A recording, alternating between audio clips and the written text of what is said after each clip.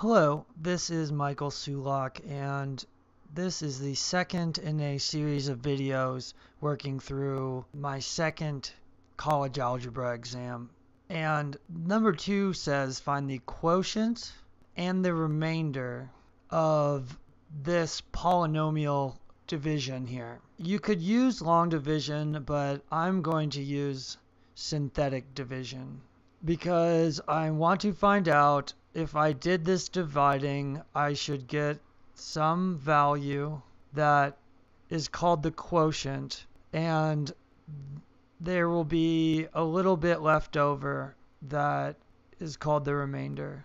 So synthetic division, the way I do it is I set up my box. This only works if you're dividing by a linear expression, and x minus 7 is linear. Basically, you can't see an x squared or anything like that, and you also need to have a coefficient of 1 here. We have it. This is the right setup for synthetic division.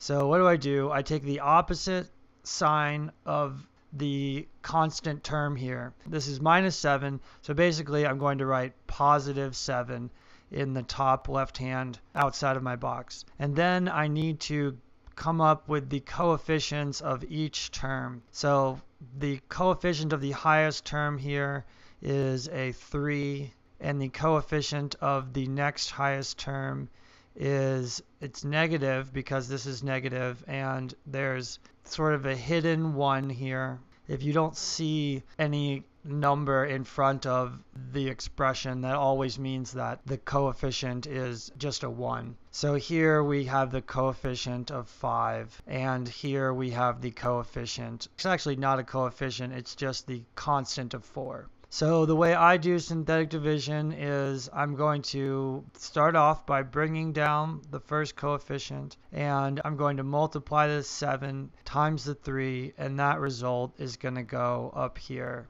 And the reason why I prefer to do synthetic division by using the opposite sign is that this step is just addition. I'm going to add in the columns here.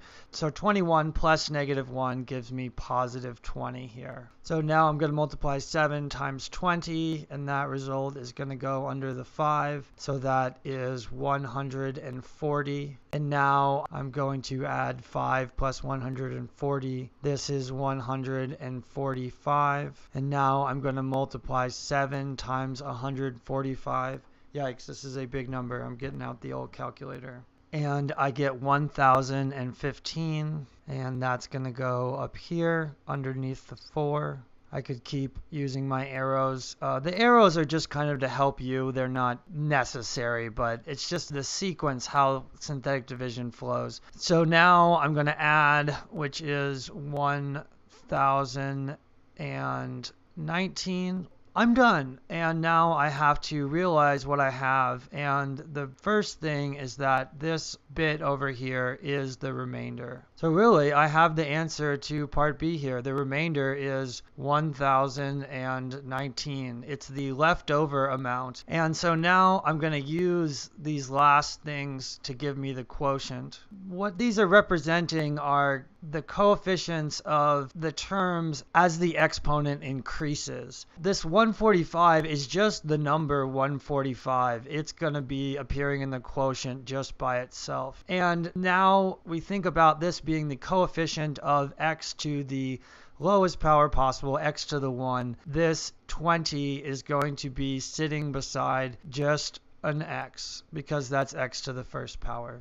And then this 3 is the coefficient of x to the next highest power, which is squared. Using synthetic division, this is the quotient. It's basically the whole number of times that x minus 7 goes into this long polynomial up here.